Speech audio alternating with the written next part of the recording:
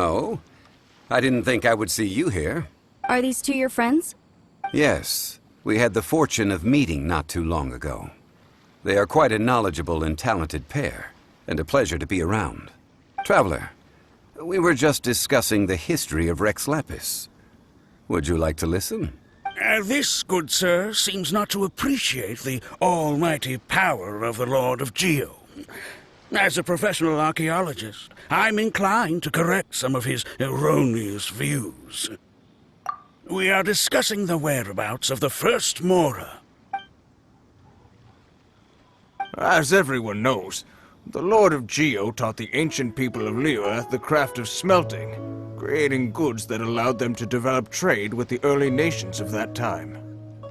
Today, Liyue holds the sole right to cast Mora in the entire continent of Teyvat. The world's very first Mora should have been cast by the hands of the Lord of Geo himself thousands of years ago. According to my research, as well as my own hypothesis, I believe that this coin of unique historical significance has been passed down secretly through the years as a kind of token. For example, perhaps the Qixing who control the Liyue use it in some kind of unknown ceremony they hold when they come to power. No. My research indicates that the first Mora coin is not such a simple thing. Mora is a catalyst. This we all know. Even today, Mora is used in the mystic arts for its curious properties of weapon enhancement. The world's first Mora would no doubt possess the strongest power. My next historical treatise will boldly expound on the newest findings from my intense decade-long research. That is, that the Lord of Geo used this original Mora as a catalyst to enhance a dagger and a sword. Well, buy the book when it comes out to read the full story. For now, I will only reveal this. The one who finds the dagger shall become supreme in Liyue, and the one who finds the sword may be crowned Liyue's sovereign. I can't say I agree. Let us not speak of the authenticity of the dagger and sword first. But Mora and money came about simply because they are a convenient measure of a contract's value. Rex Lapis just meant for Mora to serve as a catalyst for people to exchange and trade. The world's first Mora is probably just an ordinary coin created by Rex Lapis. As for its fate, the same as all Mora, I suspect. It was simply spent somewhere. I think that Mr. Hanshua's hypothesis seems reasonable. Mr. Zhongli's argument, on the other hand, lacks any evidence. How can you so easily dismiss the Lord of Geo's profound foresight? No, I am not debating right or wrong. I am simply stating a fact. Enough! Do you think you understand the Lord of Geo more than me? I know but little about history, and I wouldn't dare to brag. But discussion is meaningless if everyone has the same opinion, no? Well then, answer me this. Long ago, when Liyue Harbor was being constructed, the Lord of Geo taught the people how to build houses. The model home he used to teach them was completely cast from Mora, correct? That is correct, indeed. Okay, then tell me. Why would the Lord of Geo do something so extravagant, if not because of the mystical power that Mora contains? There's a simple explanation, really. To the god of wealth and commerce, what material is easier to get than Mora?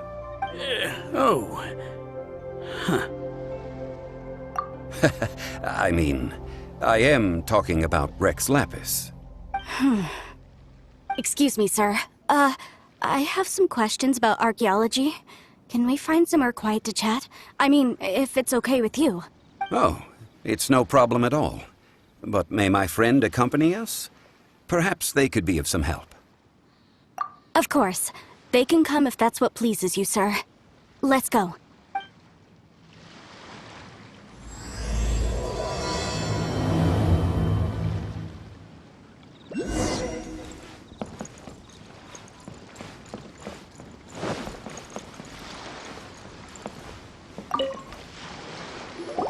What I'm about to say is a bit disrespectful of the Lord of Geo and would draw a lot of angry looks.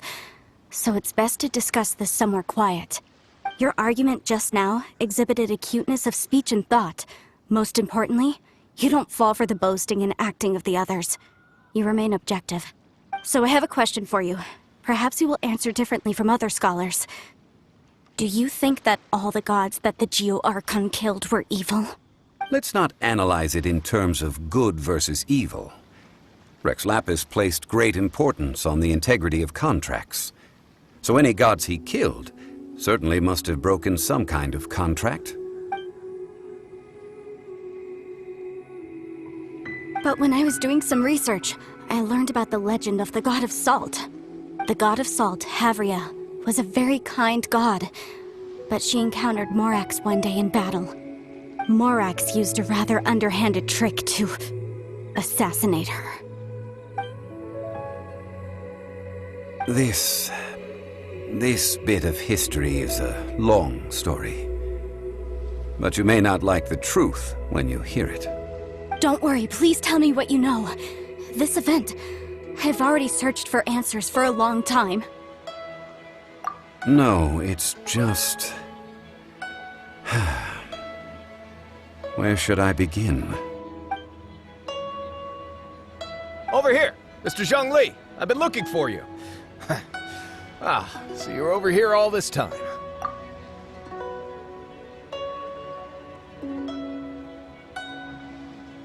First of all, I'm not holding a weapon. There's no need to overreact now. I'm simply an archaeological researcher from Snezhnaya. I'm not here for trouble. But this time, I registered with the Liyue Ministry of Civil Affairs. I could show you the official documentation if you want to see it. I will be conducting an archaeological survey here, the results of which will all be shared with the ministry. I heard that Wangsheng Funeral Parlor had a consultant named Zhong Li, with immense knowledge of ancient history and archaeology. So I paid Wangsheng Funeral Parlor a handsome amount to hire Zhong Li as my own consultant while I'm in town. So you mean to say that this is work for the Wangsheng Funeral Parlor, yes? Well, since it's work, I don't have a choice. A consultant of the Wangsheng Funeral Parlor must respect their duty. Of course you would be such a reasonable man. Well then, let's head out now, shall we? Wait, if you are studying archaeology, can I go too? I am also a scholar in this field, so I can help. That will give us a chance to continue the topic we were just discussing. Oh, and you should tag along too. This experience may be of help to you on your future adventures. It is a story from before the rise of the Seven. Although the god of salt has already perished, it will still be a meaningful experience for your journey. Wait. This is an archaeological expedition, not a tour group. That's too many people. But this friend of mine has a treasure-finding talent, surpassed by no one. It will surely be of great help to us. Oh? What talent? If my friend espies a treasure chest, they will absolutely find a way to open it. Well, that is quite enticing. All right then. Well, let's go. There's no time to waste. When the Overlord of the Vortex was crushed by the Jade Chamber recently, perhaps something of interest was washed ashore. An ancient artifact would be good. Traces of ancient activity would be great. But a piece of the god's limb would be even better. Who knows what surprises we may find.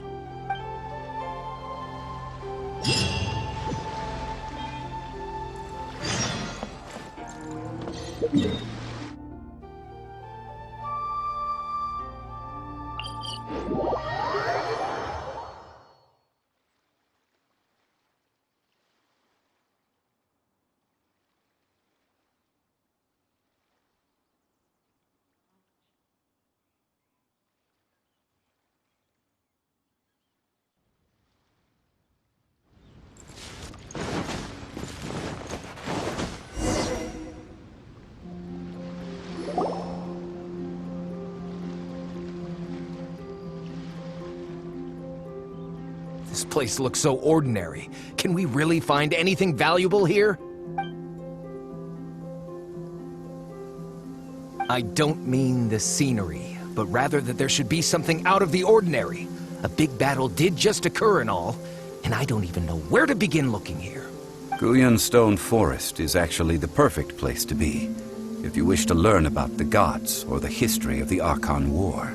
Legend has it that Rex Lapis threw spears made of large rock into the sea here, piercing and crushing the Overlord of the Vortex. After many years of wind erosion, those stone spears have turned into the unique rock formations we see now. What we see now is just the part of them that remains. The stone spears hurled by Rex Lapis all those years ago were much greater, both in number and in size. But due to the different angles they landed at, their large centers of mass, erosion by seawater, and years of gravity, many of them have been completely swallowed by the sea. So besides wind erosion, the initial collapsing of the stone spears also played a big part in the formation of Couldnt Stone Forest. Well, a god able to fight one so powerful as Rex Lapis was certainly very strong in its own right. Indeed. This is where the value lies in research at Couldnt Stone Forest. Most of the objects from that time were lost to the sea. But the gigantic waves created by the Overlord of the Vortex have given those sunken objects a chance to see the light of day again. So you're saying that if we look carefully, we'll be able to get very, very rich. I mean, rich with archaeological knowledge and historical value, yes? That's all I seek in life. Well, since we brought so many people, I think it would be best to split up and look. Okay then, I will go with my friend here. Although I have a smattering of knowledge in various disciplines, when it comes to archaeology, I can't compete with the expert here. Huh? Me? What's the matter? This is your profession. Why are you so surprised? I get it. I'll escort him then. Okay. If we find anything valuable or rare, let's meet on the shore opposite from here. The ancient god probably left behind lots of elemental marks. Following them should make our search much easier.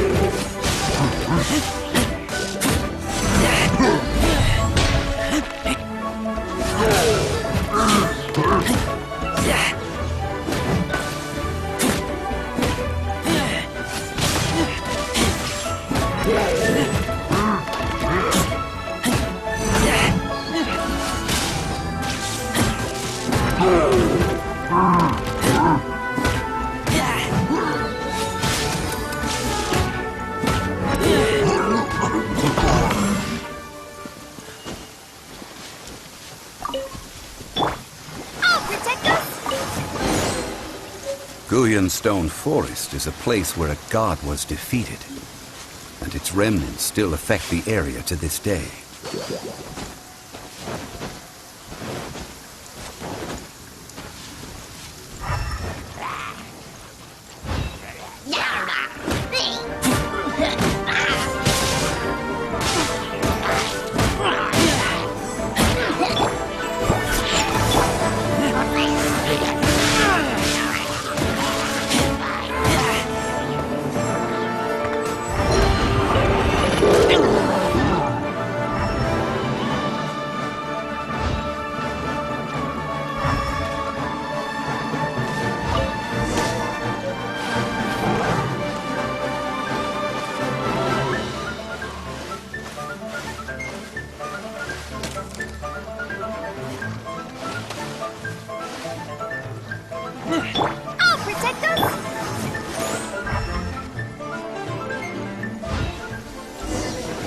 See that object in the center?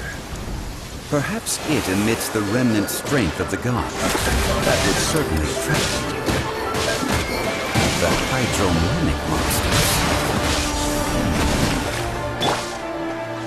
I have a contract, and must put my personal feelings aside. Go ahead. Defeat them, and recover the relic.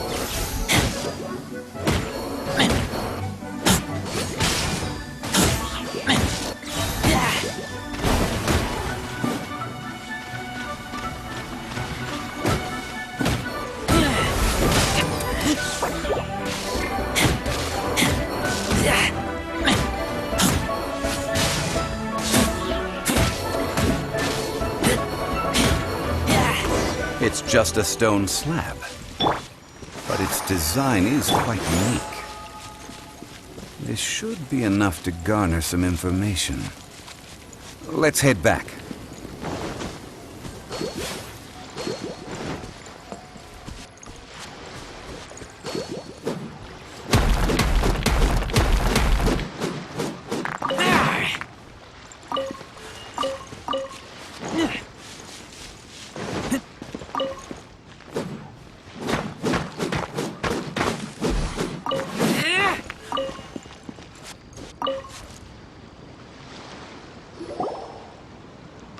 Call yourself a scholar of archaeology? You can't even recognize this or that. What are you good for? We all have our areas of expertise. I already tried very hard to explain.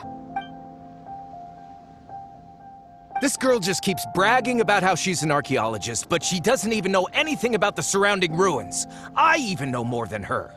She left me to rely solely on guessing, experience, to find anything valuable to take back. Ugh! What a waste of time. I've just been researching the god of salt, so I'm not familiar with sea relics. Is that so strange? And you kept asking about how much Mora everything is worth. Can the value of relics only be measured in Mora? Isn't measuring their value in Mora the easiest way? This also matches the traditions of Liyue, does it not? Now, calm down. No need to make a fuss. We were able to bring back some intriguing objects. Let's have a look. Oh, what a shame. These objects were indeed washed ashore by the Overlord of the Vortex, but they have nothing to do with the god besides being in the vicinity at the time. This stone slab we found, however, has a mysterious pattern and faint aura of divine power.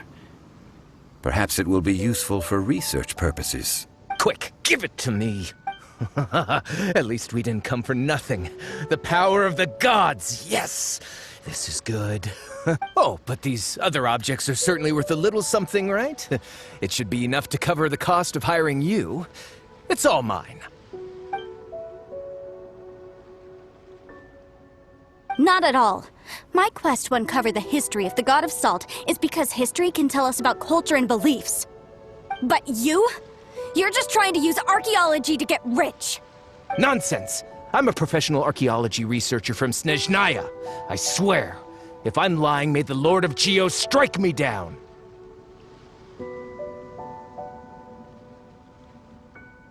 Oh, by the way, you probably don't want to sell that teacup. Oh? Why's that? That's not an ancient teacup. It's part of Ningguang's collection. It must have fallen here along with the Jade Chamber. So unless you want to mess with the Qixing... Ah, I see. What a shame. It was of such high quality, too. See? You do want to sell these objects! But, so what? Why can't I pursue wealth both intellectual and material? Don't be so simple-minded. All right, then. No need to stay here any longer. I'm rather quite intrigued by the God of Salt, too, actually. Let's go to Salterai next.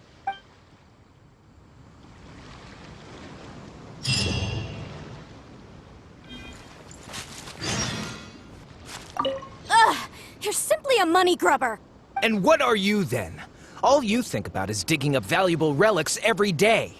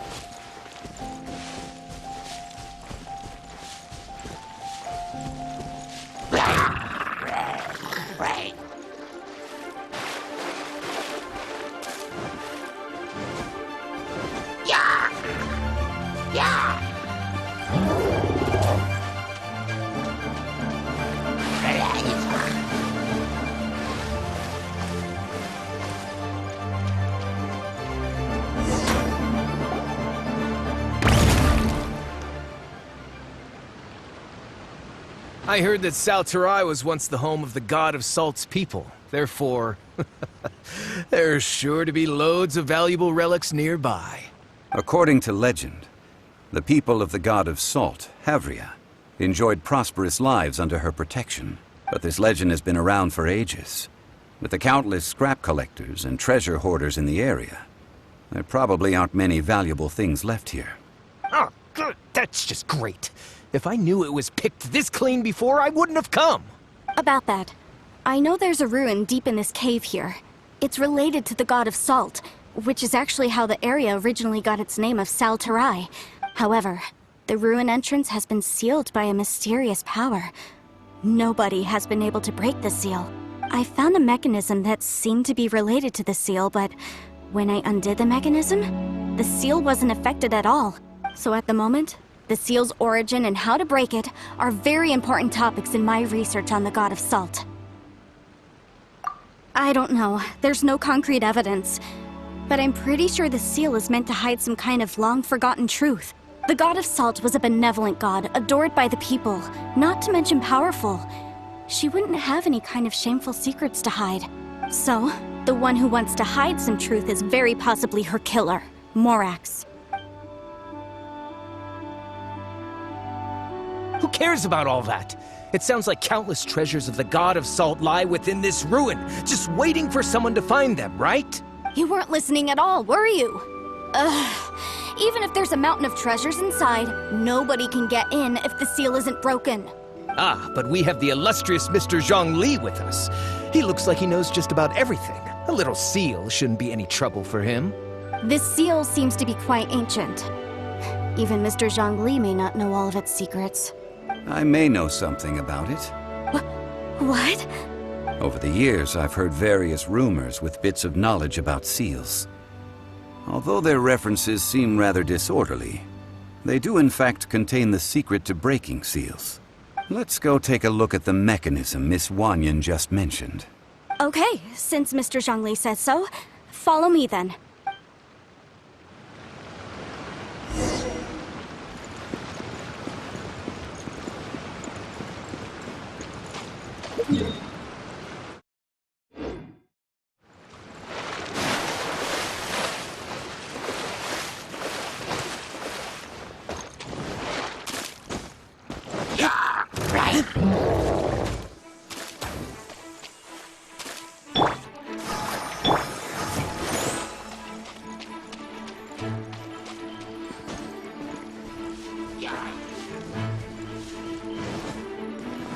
Here it is. There's some debris scattered here that, when put together, look like they definitely had to do with the god of salt. According to the inscription on the side, if one looks from a certain angle, the secret to the mechanism will be revealed. See that? Although we activated the mechanism, nothing happened to the seal. That's because there's actually another mechanism that must be activated. Another? Let me lead the way from here. This place seems familiar. Huh, I remember. I think there's some elemental monuments here. So you're saying they're related to all this? When I investigated the seal last time, I had someone with a vision accompany me. But when we lit up all the elemental monuments, nothing happened. That's because you don't just need to activate them at the same time, but in a certain order as well. Otherwise, the seal will not be broken.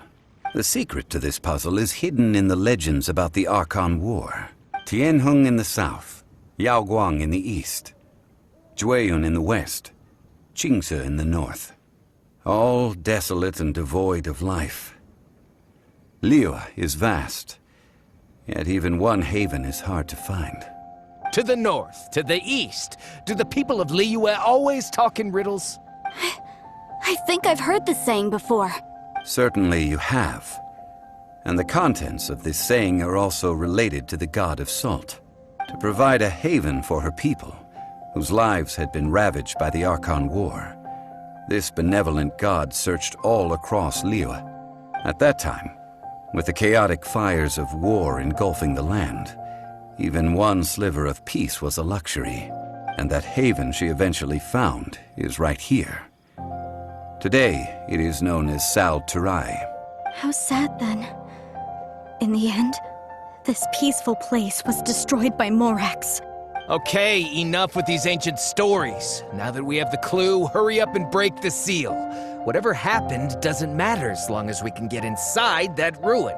Tianheng in the south, Yaoguang in the east, Jueyun in the west, Qingce in the north. With this clue, you should be able to solve the puzzle.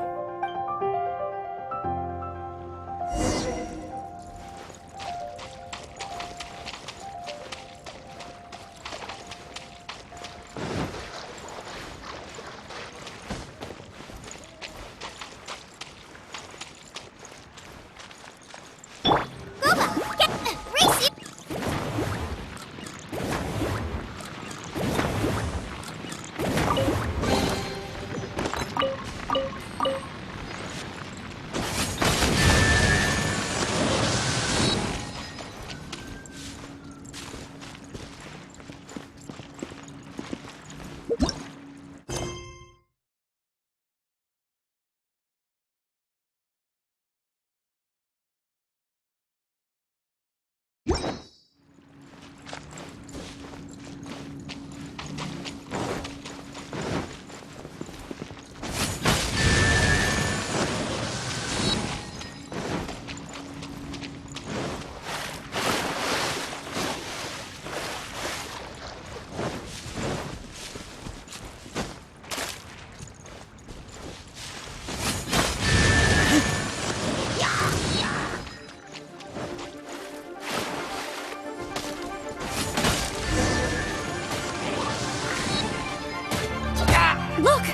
The seal really was broken!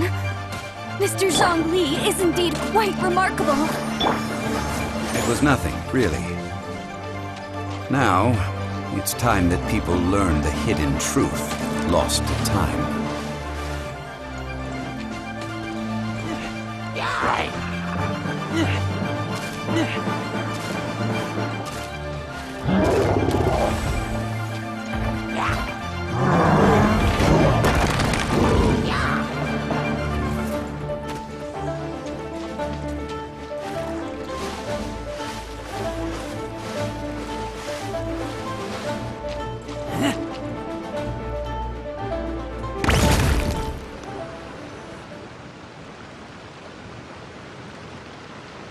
Before entering the ruin, I have a proposal that will help us prevent the kind of senseless arguing between you two that we saw at Gullion Forest.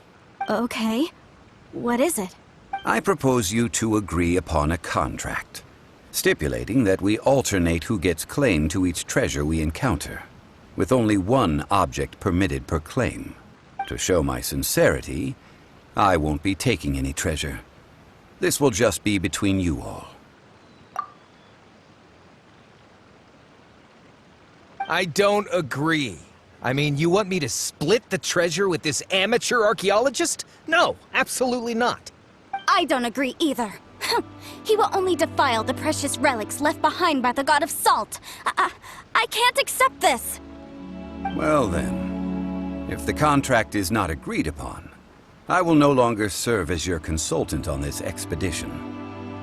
You will have to rely on your own experience to find whatever treasures are hidden in this ruin, as well as traps. You have the audacity to demand this. Okay then. Even half of the treasure in the long-sealed ruin of the God of Salt should be enough to make a fortune. If you want me to agree upon this contract, so be it. I just have one request, Mr. Zhongli. If we discover the truth behind the God of Salt, you must judge it fairly, even if the truth harms Morax's image. I can accept this arrangement. Well then, let's go.